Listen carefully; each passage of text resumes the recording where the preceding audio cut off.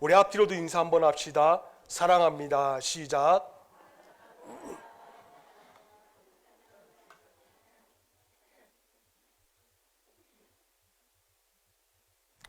오늘 저는 에레미야 33장 1절로부터 3절까지의 말씀을 통하여서 기도는 나의 힘, 기도는 나의 힘이라는 제목으로 제가 받은 하나님의 은혜를 여러분들과 함께 공감하는 시간을 갖도록 하겠습니다.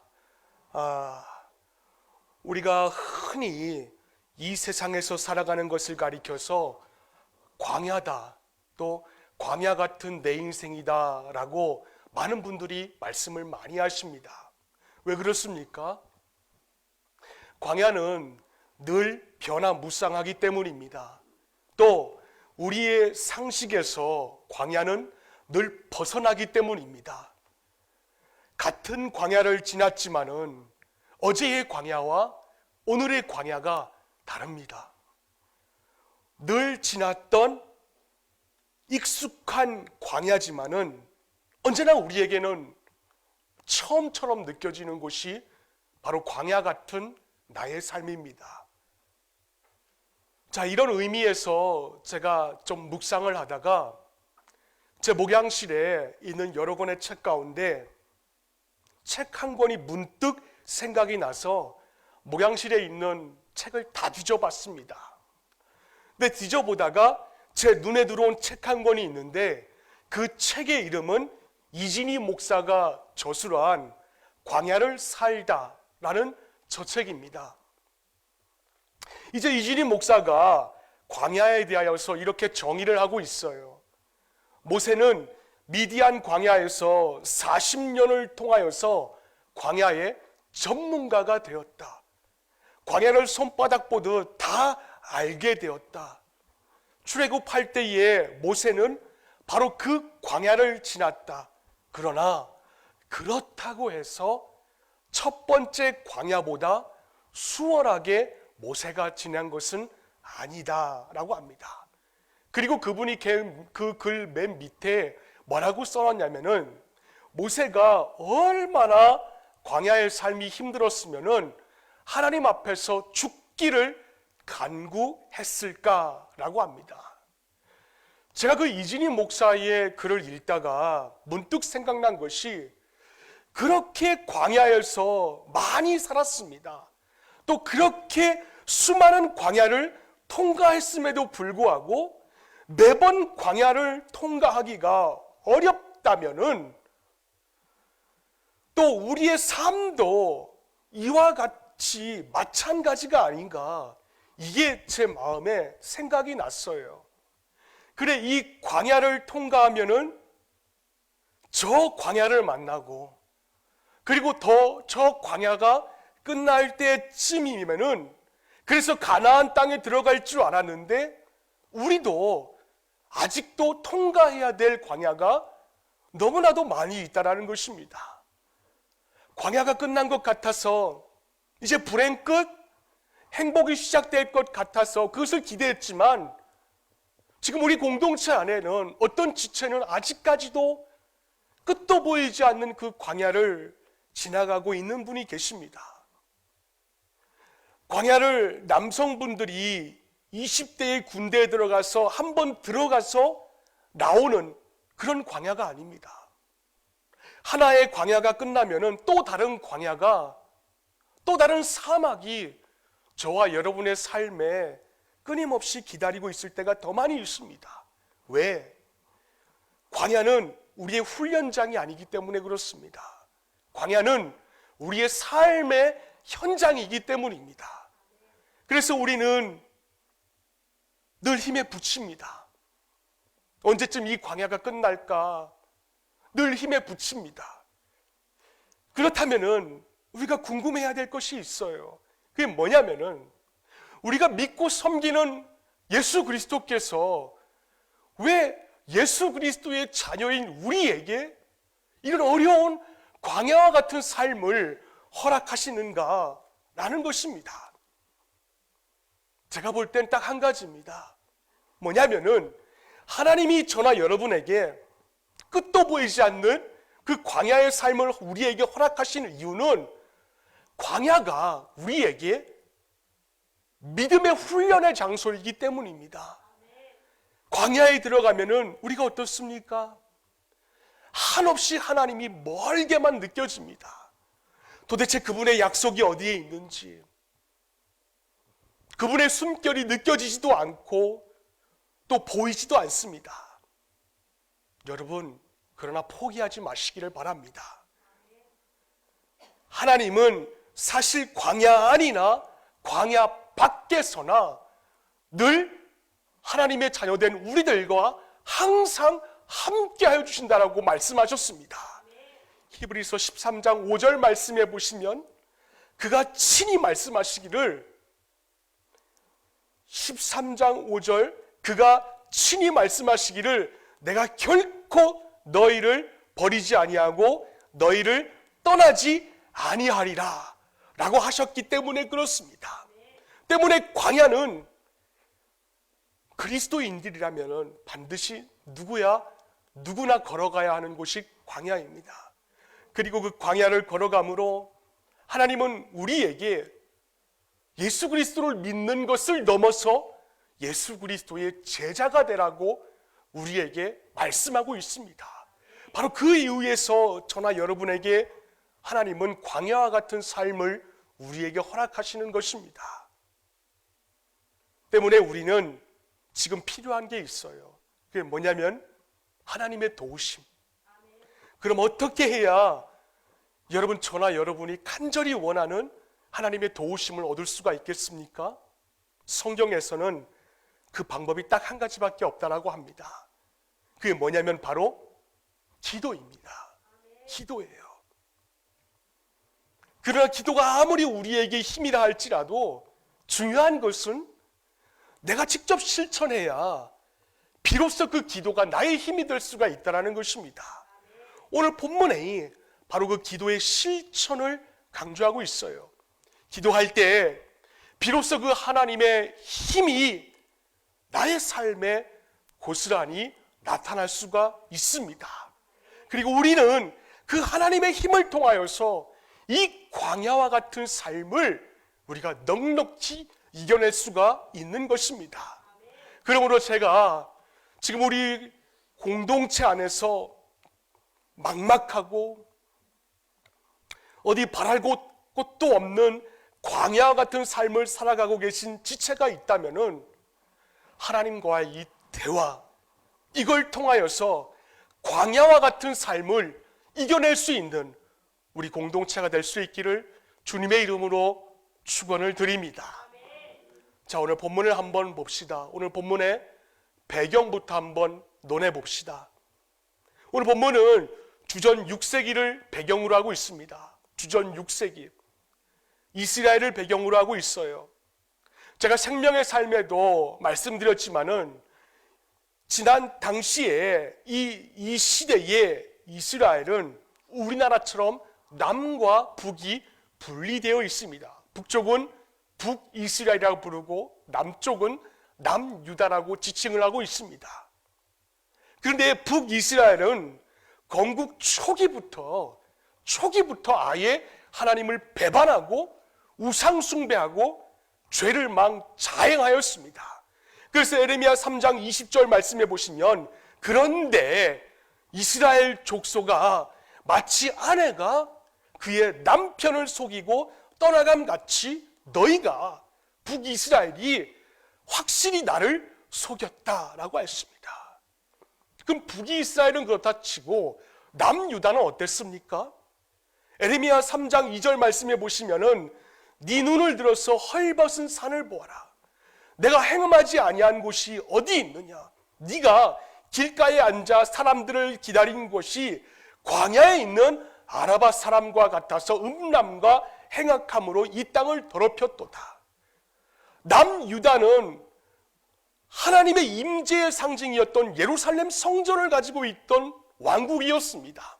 그런데 그 예루살렘 성전을 가지고 있는 자들이 그 땅에 얼마나 많은 우상을 숭배하는 산당들이 있었던지 하나님은 그 남유다 땅에 벌거벗은 헐벗은 산과 같다라고 이야기를 하고 있습니다. 또 또 이들이 얼마나 남유다의 백성들이 얼마나 음란하고 그리고 얼마나 퇴폐했는지 하나님은 그들이 마치 광야에 있는 아라바 사람과 같다라고 말씀을 하고 있습니다. 그런데 이들을 향한 하나님의 마음이 여러분 무엇인 줄 아십니까? 이렇게 음란하고 이렇게 영적으로 퇴폐적이고 이들이 이렇게 하나님 앞에 애초에 건국 초기부터 우상 숭배한 이 자들을 향하여서 하나님이 뭐라고 말씀하시는가? 에레미야 4장 1절 말씀에 보니까는 여호와께서 이르시되 이스라엘아 네가 돌아오려거든 내게로 돌아와라. 하나님이 그렇게 말씀하십니다. 하나님 끝까지 이들을 포기하지 않으시고 계세요. 하지만 이들은 이런 하나님의 마음에도 불구하고 이들이 어떻게 했습니까? 북이스라엘이나 남유다는 끝까지 돌아오질 않았습니다. 그 결과가 무엇인가? 에레미야 6장 22절부터 23절 말씀해 보니까 여호와께서 이와 같이 말씀하시되 보라 한 민족이 북방에서 오며 큰 나라가 땅끝에서부터 떨쳐 일어나니 그들은 활과 창을 잡았고 잔인하여 사랑이 없으며 그 목소리는 바다처럼 포효하는 소리라. 그들이 말을 타고 전사같이 다 대열을 벌이고 시온의 딸인 너를 치료하느니라. 결국 하나님의 자녀들이 아버지 하나님의 말을 듣지 않아서 하나님은 이방 나라 가운데 열강인 그 아수르를 통하여서 이들에게 회초리를 주셨습니다. 그래서 북이스라엘은 이미 주전 722년경에 그 당시 아수르 제국에 의하여서 멸망당하고 말았어요. 이건 남유다도 마찬가지입니다. 당시 에레미야 선지자가 활동하고 있었는데 그 에레미야 선지자가 그 나라의 비참한 현실을 바라보면서 눈물을 흘리면서 백성들에게 호소를 하였습니다. 회개하고 여호와께로 돌아가자고 하나님께로 돌아오자고 그렇게 소리를 질렀습니다. 하지만 그 백성들은 북이스라엘처럼 돌이키지 않자 하나님께서도 남유다도 하나님의 백성이지만 하나님의 백성이 아닌 주변의 바벨론을 통하여서 이 남유다를 다 멸망시키겠다라고 하였습니다. 이런 가운데 오늘 본문의 1절 말씀 봅니다. 우리 다 함께 읽어볼까요? 시작. 아직 시위대 뜰에 갇혀 있습니다. 무슨 말씀이냐면은 아직 에레미야 선지자는 감옥의 뜰에서 풀려나지 않은 상황이라는 것입니다. 왜? 에레미야 32장 3절로부터 5절까지의 말씀해 보시면 에레미야 선지자가 시드기야 왕에게 하나님의 말씀을 전하였습니다. 남유다의 성이 바벨론 군대에게 멸망당할 것이니 항복하자. 당신들은 하나님의 말씀을 내가 전하여도 말씀대로 살지도 않으니 항복하자. 그렇다면 시드기야 왕이 에레미야 선지자의 이 말을 듣고 어떻게 하였습니까? 회개하라는 선지자의 말을 듣지 않았습니다. 그 시드기야 왕은 입에 꿀을 발린 그 거짓 선지자들의 말에 현혹이 되어가지고 그 거짓 선지자들의 말만 들었습니다. 그래서 에레미야 32장 2절 말씀에 보니까 그때에 바벨론 군대는 예루살렘을 에워싸고 선지자 에레미야는 유다의 왕의 궁중에 있는 시위대 뜰에 가둬두었다라고 했습니다. 자, 우리가 에레미야 입장에서 한번 본문을 한번 보자고요. 그가 무슨 잘못을 했습니까? 그는 그냥 선지자로서 하나님께서 전하라고 하신 그 말씀만 전했던 것밖에 없습니다. 하라는 대로 순종한 것 그것밖에는 없습니다. 그런데 그의 입장이 지금 어떻게 되었습니까? 아직이에요. 아직까지 감옥에 갇히어서 풀려나질 않았습니다. 지금 그는 그의 육신도 그렇고 마음도 아직까지 시위대 뜰 안에 갇히어져 있는 상황이었습니다. 광야죠. 그에게 있었을 그 광야는 아무것도 할 수 없는 광야입니다. 우리도 이렇게 자신만의 감옥에 갇힐 때가 여러분 있지 않습니까? 하나님 왜 제 삶 속에 역사하지 않으십니까? 제게 해주신 수많은 약속은 도대체 언제 이루어지실 것입니까? 하나님, 왜 제 삶이 하나님 이런 모습이어야 됩니까? 저 하나님을 알지 못하는 악한 자들은 오히려 나보다도 더 형통한 삶을 사는데 하나님의 자녀인 나에게는 왜 이 모양 이 꼴입니까? 왜 하나님 아무런 말씀도 없으십니까? 그래서 어떤 마음까지 듭니까? 욥기서 23장 8절로부터 9절까지의 말씀해 보시면은 그런데 내가 앞으로 가도 그가 아니 계시고 뒤로 가도 보이지 아니하며 그가 왼쪽에서 일하시나 내가 만날 수 없고 그가 오른쪽으로 돌이키시나 배울 수 없다. 이런 마음까지 듭니다. 계속해서 기도하고 또 기도했지만 하나님 나에게 응답조차도 없으십니다. 관심이 없어 보입니다. 저도 2주 전에 이런 마음으로 목요일과 금요일 새벽 3시부터 이 강단상에 와서 이불 뒤집어 쓰고 이곳에 나와서 밤을 지새우며 기도하였습니다. 그러다가 성령께서 제 마음속에 아이들이 어렸을 때의 모습이 새벽 2시쯤에 생각이 나게 하셨어요. 모든 아이들이 다 그럴 겁니다. 하지만 여러분 아이들이 크면 클수록 스스로 밥을 먹어야 할 때가 있어요. 그런데 제 아이들이 스스로 식탁에 앉아가지고 밥을 먹으려고 처음 먹으려고 할 때 그 식탁과 밥상이 난장판이 되었습니다. 그래 그 아이들이 저를 바라보면서 한 이야기가 제가 기억이 나더라고요. 아빠가 안 먹여주니까는 이렇게 된 거야. 아빠 미워. 물론 아빠인 제가 솔직히 말씀드리자면 가서 떠서 먹여주고 싶었어요. 하지만 그렇게 떠먹여주면은 아이들의 성장을 방해하는 것이기 때문에 그렇게 할 수가 없었습니다.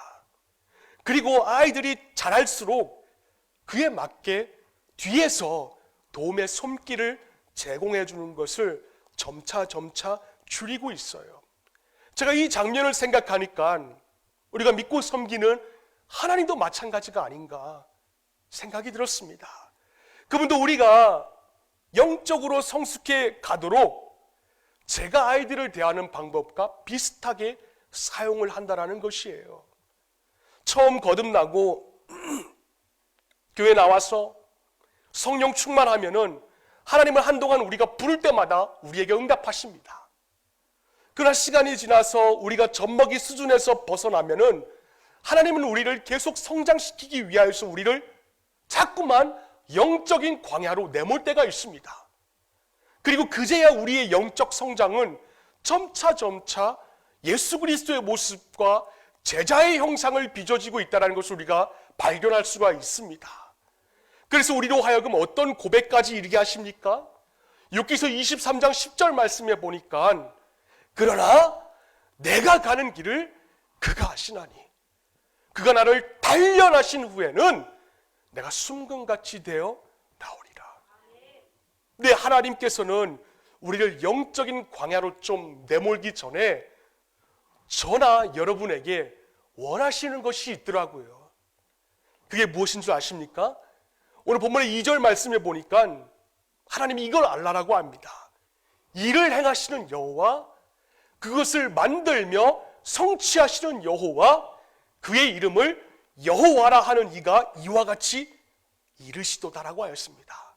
저게 무슨 말씀이냐면은 네가 믿고 있는 그 여호와 그 하나님은 전능하신 창조주 하나님이시라는 겁니다. 그 하나님은 모든 것을 다스리시고 주권을 이루시는 분이라는 것이에요. 그리고 그분은 한 번 말씀하신 부분에 대해서는 절대로 변함이 없으시는 신실하신 하나님이시라는 것입니다. 그래서 2절의 말씀을 영어 성경으로 보시면은 일을 행하시는 여호와 그것을 만들며 성취하시는 여호와를 He who made the earth, the Lord who formed it and established 라고 그렇게 이야기를 하고 있습니다. 지금 무슨 말이냐면은 일을 행하시는 여호와는 땅을 만드시는 여호와, 네가 밟고 있는 지구를 만든 여호와라는 것입니다. 그리고 성취하시는 여호와는 다스리시고 통치하시고 섭리하시는 주권자를 말씀하고 있는 거예요. 그리고 중요한 것은 여호와라는 칭호입니다. 오늘 본문 2절에서만 여호와, 여호와, 여호와라고 3번이나 반복되어 나오고 있는데, 사실 이 여호와라는 이름은 출애굽기 3장 14절 말씀에서 지금 유래가 되고 있는 것입니다. 그 말씀에 보시면 여호와가 모세에게 이르시되 나는 스스로 있는 자이니라 라고 하였습니다. 저 말씀에서 스스로 있는 자라는 것은 영원히 변치 않으시고 영원히 존재하시는 하나님이라는 것입니다. 때문에 하나님은 한 번 말씀하시면은 그 말씀에 대해서 추워도 변함이 없으신 분이십니다. 사람처럼 어제 다르고 오늘 다른 하나님이 아니시라 그분이 한 번 말씀에 대한 것은 변함이 없으시고 반드시 성취하시는 신실하신 하나님이시라는 것이에요. 저나 여러분이 영적인 광야에 지금 서 있습니다. 근데 그렇다라고 할지라도 하나님은 들으시고 충분히 성취해 주실 수가 있는 분이십니다. 우리가 이런 사실을 잘 알고 여러분 기도할 때 기도하시라는 거예요.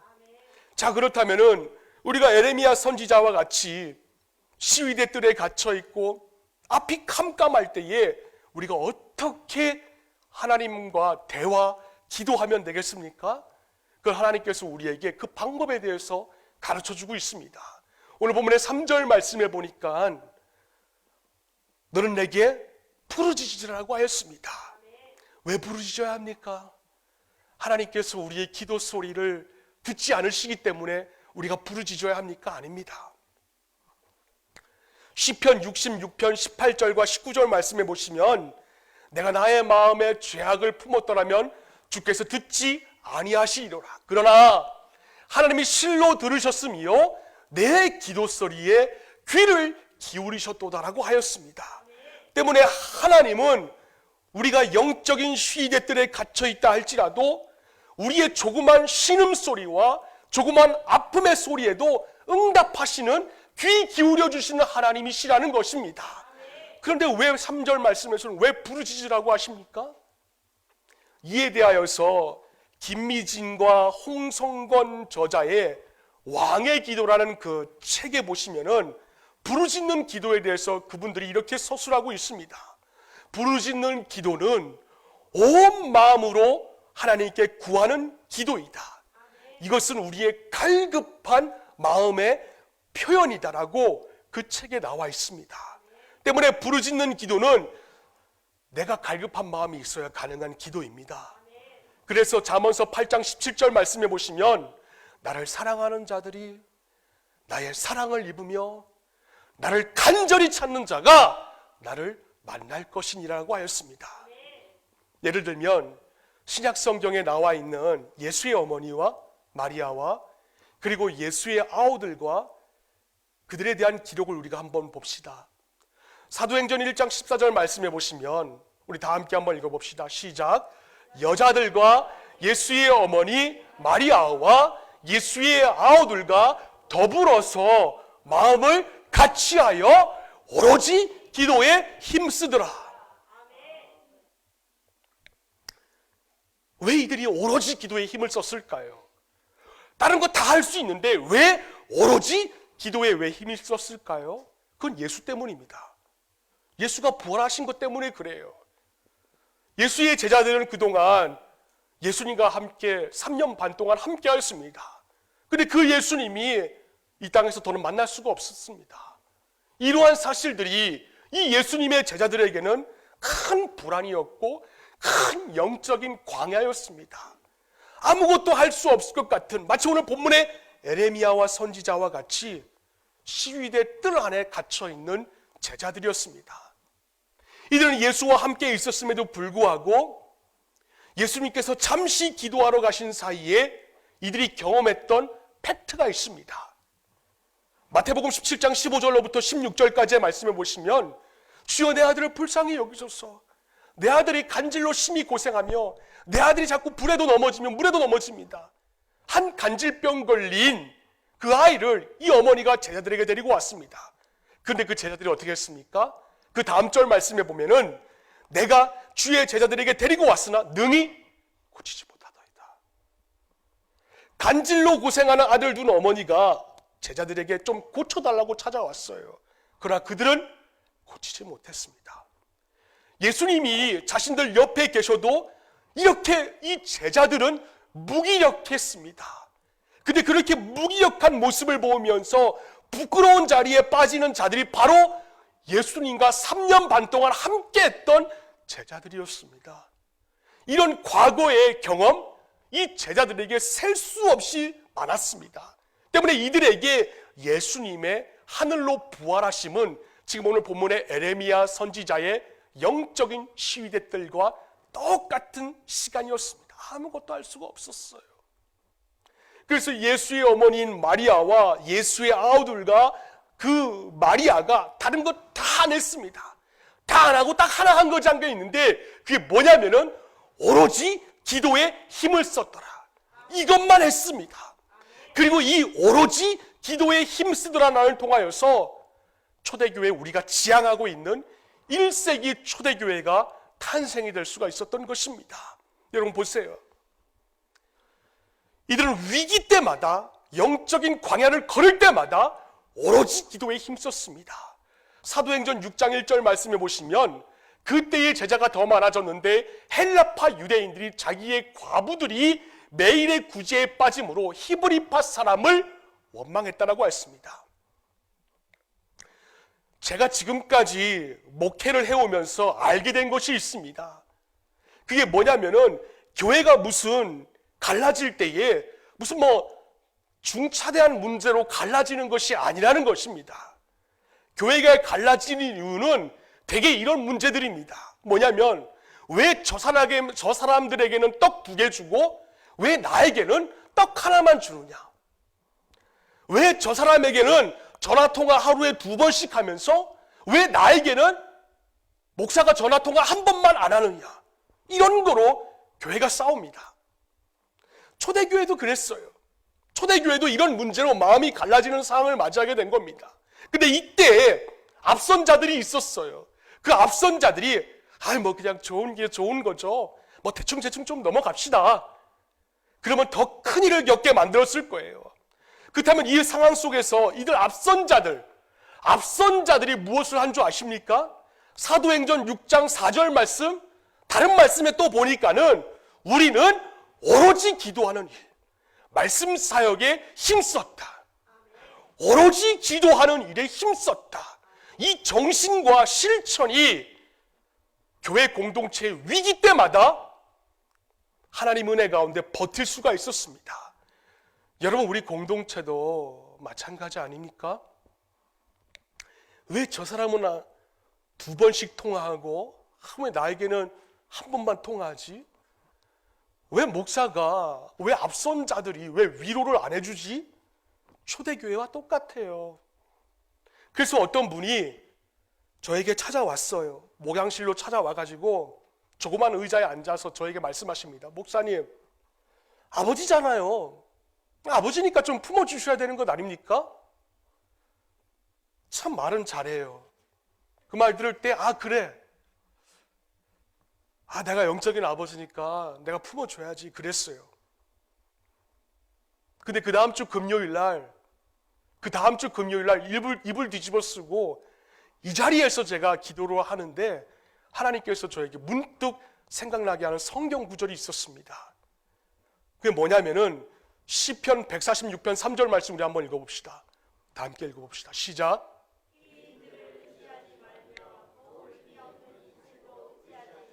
의지하지 말래요. 왜? 그 다음 절인 4절 말씀 보니까 그의 호흡이 끊어지면 흙으로 돌아가서 그날의 그의 생각이 소멸하리로다. 그럼 우리가 어떻게 해야 되는가? 그 다음 절 또 5절 말씀에 보니까 야곱의 하나님을 삼으며 여호와 자기 하나님에게 소망을 두는 자는 복이 있도다라고 했습니다. 그래서 제가 저 말씀을 보고 도대체 예수님께서 언제 위로하셨는가? 제가 한번 신약 성경을 한번 쫙 찾아봤어요. 딱 한 군데입니다. 아들을 잃어버린 과부에게만 예수님이 위로하셨다라고 했지 다른 곳은 예수의 위로가 한 군데도 적혀 있지 않았어요. 그래서 신약성경 고린도후서 1장 3절로부터 4절까지 말씀해 보시면 우리 주 예수 그리스도의 하나님이시요 자비의 아버지시요 모든 위로의 하나님이시며 우리의 모든 환난 중에서 우리를 위로하사 우리로 하여금 하나님께 받는 위로로서 모든 환난 중에 있는 자들을 능히 위로하게 하시는 이시로다 라고 하였습니다. 여러분, 누가 여러분들을 위로합니까? 하나님이십니다.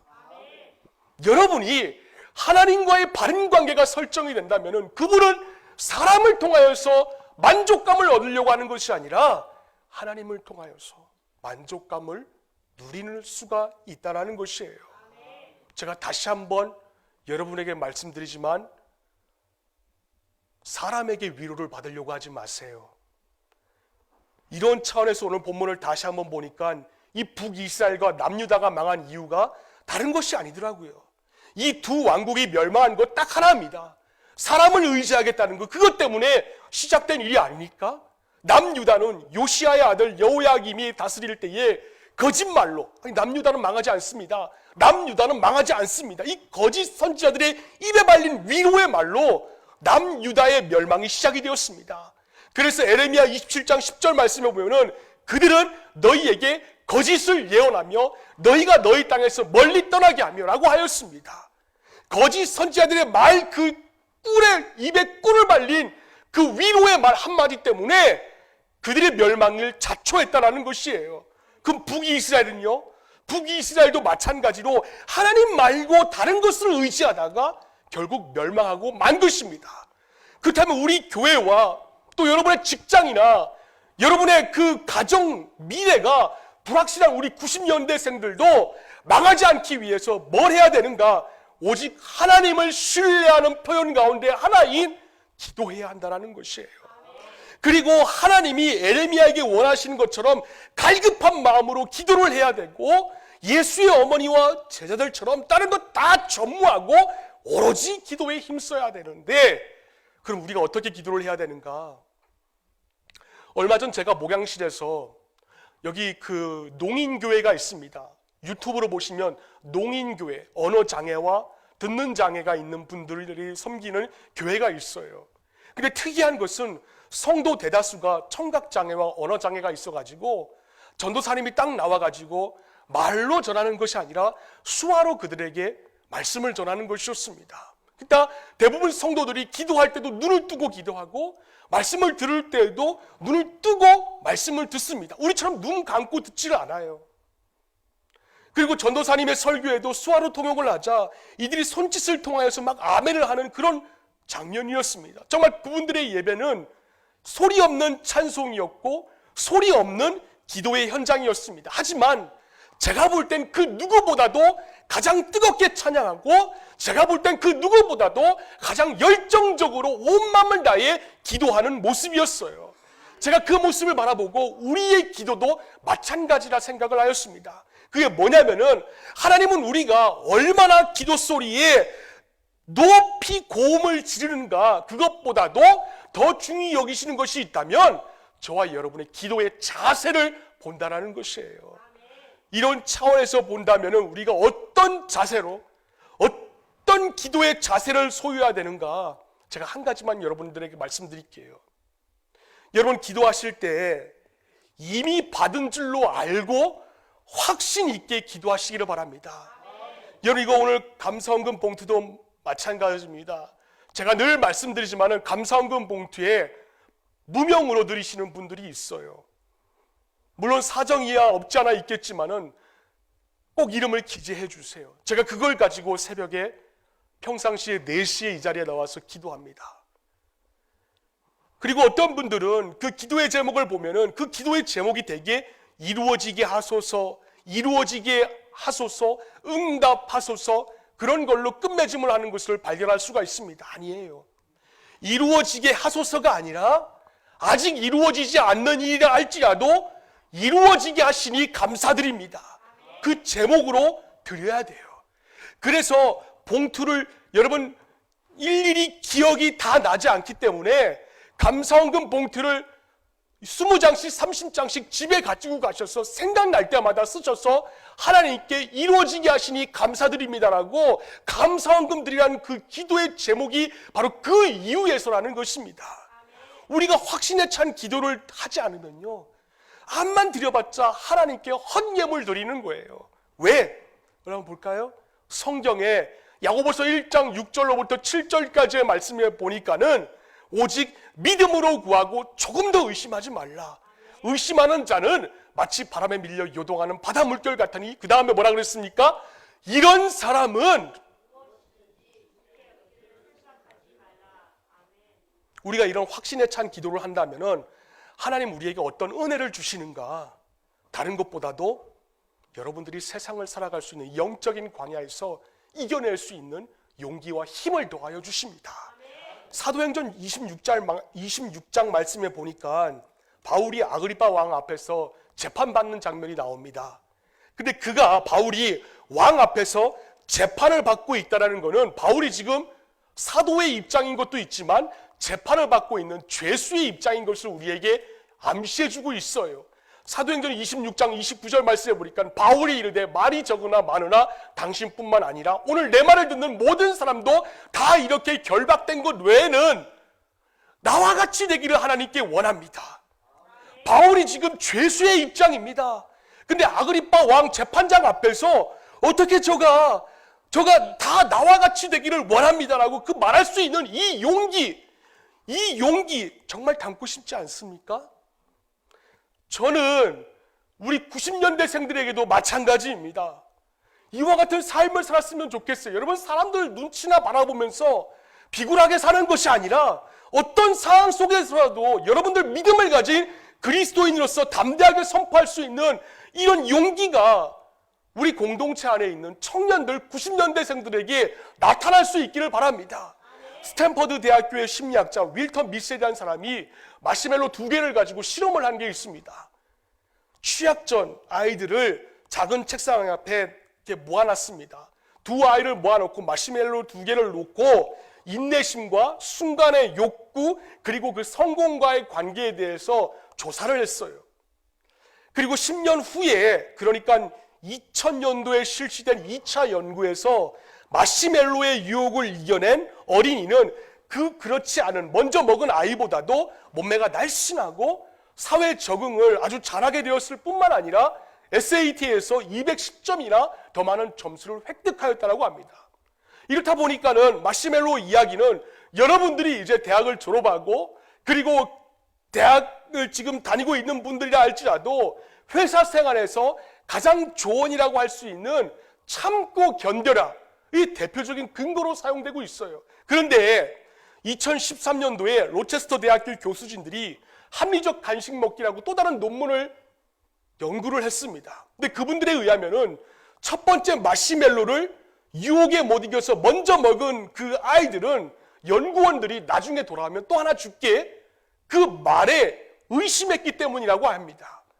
그들은 불안전한 환경에서 자라났습니다. 때문에 먹는 것이 남는 것이라는 생각을 먼저 먹은 아이들이 가지고 있었다는 거예요. 때문에 이들이 주장하고 있는 것은 성공과 인내심에는 하등 관계가 없다는 것입니다. 제가 무슨 말을 하려고 하냐면은, 아무리 여러분 워라벨이 기대가 되는 삶을 원하고 있다 할지라도, 또 워라벨이 여러분의 삶에 충족되는 직장을 가지고 있다 할지라도, 여러분 자신이 가지고 있는 하나님에 대한 확신을 무너뜨리려고 한다면은 아닌 건 아니라고 말할 수 있고 담대하게 선포할 수 있는 우리 90년대생들이 될 수 있기를 바랍니다. 왜? 여러분, 그래야 여러분의 삶에 하나님이 역사하시기 때문입니다. 오늘 우리 공동체가 여러분을 회복해야 될 부분이 무엇입니까? 여러분, 왜 교회 나오세요? 여러분, 왜 교회 나오세요? 그냥 아내가 안 나오면 안 된다라고 협박하기 때문에 여러분 나오십니까? 부모가, 시부모가 교회 안 나오면 안 된다라고 해서 뭐 나오십니까? 우리가 예수를 믿는 것은 여러분 죽어서 천국 가는 거 그거 전부 아니에요. 과거에 내 상처를 치료해 주시는 것이 우리가 교회 나오는 전부의 이유가 아니라는 것입니다. 현재 일하시는 하나님, 현재 나의 삶을 변화시켜 주실 수 있는 그 하나님을 기대하고 확신하는 것. 그래서 성전 미문에 앉아서 앉은뱅이의 삶으로 평생 마침점을 찍을 수밖에 없었던 그 인생을 일으켜 주셨던 것처럼 오늘 나의 무기력한 삶을 일으켜 주실 것을 믿는 것이 바로 우리가 교회에 나오는 이유라는 것입니다. 여러분, 우리 기성세대들도 마찬가지입니다. 여러분 아이들에게 말로만 신앙 가르치지 마세요. 여러분 아이들에게, 중고등부 우리 아이들에게 너 교회 나가야 된다, 여러분 말로만 그거 가르치지 마세요. 여러분의 삶은 뒤따서 따라주지 않는데 애들한테만 교회 나가야 된다라고 말하지 마세요. 기성세대들은 결혼식장 가고 돌잔치 가고 뭐 울산 가고 바닷가 가고 그러는데 중고등부 여러분들 자녀들에게만 여러분 교회 가라고 말하지 마세요. 그거 여러분 어불성설 아닙니까? 이런 차원에서 우리들도 마찬가지입니다. 이루어지게 하소서 그게 아니라 이미 이루어지게 하여 주시니 하나님 감사합니다. 이게 우리의 삶에 나와야 되는 것이에요. 그래서 히브리서 13장 6절 말씀에 보면은 그러므로 우리가 담대히 말하되 주는 나를 돕는 이시니 내가 무서워하지 아니하겠노라. 왜? 하나님이 나를 돕는 자이기 때문에 나는 무서워하지 않겠노라. 사람이 내게 어찌할 수가 있느냐. 그 고백이 우리의 삶에 나와야 됩니다. 예전에는 막막했어요. 영적인 고아와도 같은 우리의 신세였습니다. 그래서 작은 위기만 찾아와도 옆에 지체에게 의지하려고 하고 사람에게 의지하려고 하고 목사의 따뜻한 말 한마디 들으려고 아둥바둥대는 우리였습니다. 그래서 그 위로가 전해지지 않으면 실족해서 넘어지고 자빠지는 것이 우리의 모습이었어요. 다 눈에 거슬립니다. 다 눈에 거슬리고 앞선 자들이 어떤 작은 말과 작은 행동에도 다 시험거리가 찾아옵니다. 그러나 여러분 우리가 이거 하나만큼 잊지 말아야 돼요. 내 삶에 하나님이 일하신다. 내 삶에 내가 하나님을 체험하니까 확신에 찬 담대함이 나에게 생겨난다. 지금 직장 때문에 힘들어하시는 분 계십니다. 직장이 구해지지 않아서도 힘들어하시는 분은 계십니다. 그래서 마음의 안정을 찾기가 쉽지 않습니다. 자꾸만 교회의 모든 작은 일들이 자꾸만 눈에 거슬리고 밟힙니다. 그래서 왜 저 사람들에게는 2번 전화하고 왜 나에게는 한 번만 전화하지? 자꾸만 이런 마귀의 장난질에 놀아나려고 합니다. 여러분 예수님이 그런 분들에게 뭐라고 말씀하지 아십니까? 마태복음 성경대로 마태복음 26장 41절 말씀을 보니까 시험에 들지 않게 깨어 기도하라라고 하였습니다. 시험 들지 않게 깨어 기도하라라고 그랬어요. 그런데 여러분 우리는 어떻게 합니까? 그 다음 절에 보시면은 우리는 매일같이 이렇게 변명합니다. 주님, 마음의 원이온데 육신이 약합니다. 매일같이 이렇게 공사 중이라고 변명을 해요. 꼭 우리 얘기 아닙니까? 여러분 험한 광야 인생길 살아갈 때 어떤 힘이 필요할까요? 체력이요? 재력이요? 뭐 학력이요? 그런 것들로만 잘 살 수 없습니다. 힘에 부쳐요. 누구나 다 그래요. 때문에 우리가 광야 생활에서 정말로 필요한 것은 사람의 힘이 아니라 하나님의 힘이 우리의 삶에 필요한 것입니다. 전지전능하시고 내 삶을 주관하시고 다스리시고 섭리하시는 그 하나님의 힘이 우리가 영적인 광야를 걸어갈 때에 그 힘이 공급된다면은 우리는 얼마든지 그 광야를 이겨낼 수가 있습니다. 그리고 그 광야를 이겨낼 수 있는 힘은 오로지 기도에 힘쓸 수 있는 그 방법밖에 없습니다. 오늘 예수님의 말씀처럼 시험에 들지 않게 깨어 기도하라. 이 말씀이 우리 앞선 자들, 장로님 2분과 그리고 우리 권사님들과 시무권사, 명예권사 그리고 우리 기성세대들, 아이들을 가지고 있는 우리 기성세대들에게 모두가 다 체험할 수 있는 그 은혜가 함께할 수 있기를 주님의 이름으로 축원을 드립니다. 다 함께 기도하겠습니다.